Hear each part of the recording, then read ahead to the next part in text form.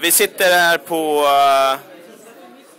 Dragos, som är någon sorts kroatisk köttrestaurang en bit från mässan. Det är massa designers här som vi har träffat. Det är lite några designers från, det är några kineser, finska speldesigners från andra länder. Men bredvid mig sitter Melissa från North Carolina som har designat ett spel som heter Cabo, som jag blev väldigt imponerad av när hon visade mig. Jag köpte det direkt över bordet. So, Melissa, can you tell us something about the game? Yeah, the goal is to get the lowest score, but when you start with 4 cards, but you only know what 2 of them are. And so you take turns exchanging cards from the draw pile or the discard pile to get the lowest score. Okay. I think that, yeah, the artwork is something we have discussed during the evening. Like, everybody is very impressed with the artwork, and I think that the game is really, really fun to play. It's really working. How much time have you spent designing the game?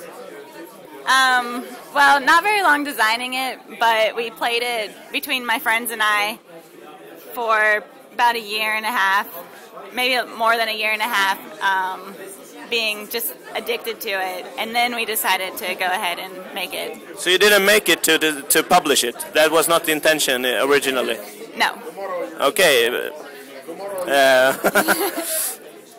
So why are you here in Essen with the game?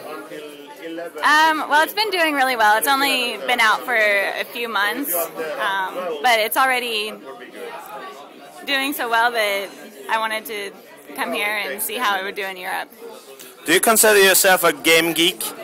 No. Do you play board games at all? Rarely.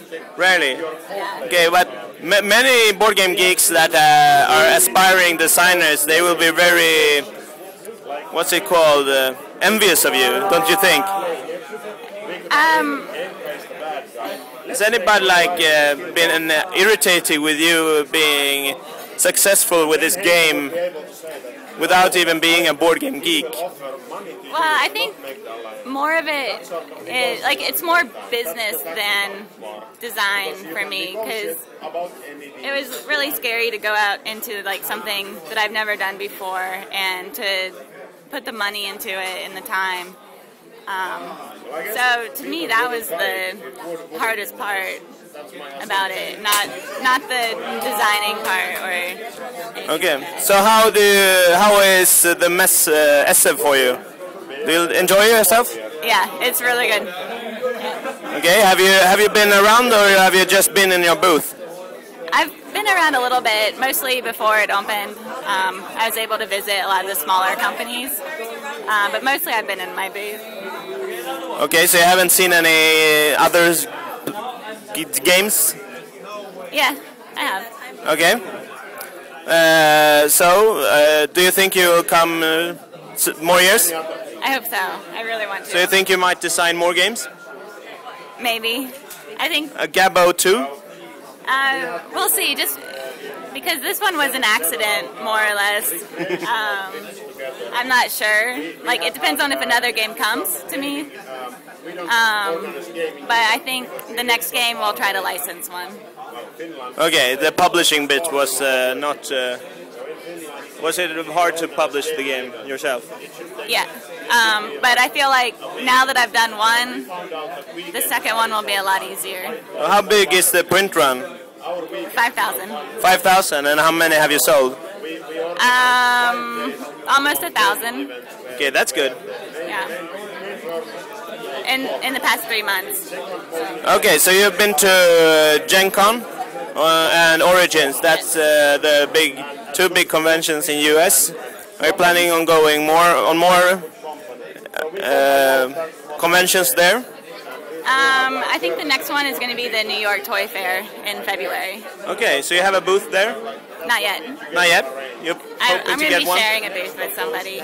Okay. Yeah. So you're sharing a booth now with the others? Yes. How did you come in contact with them?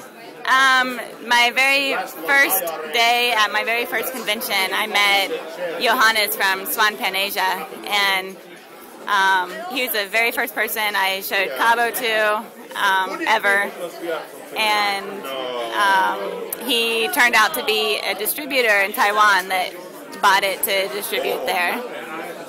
Okay. And that's who I'm sharing a booth with here.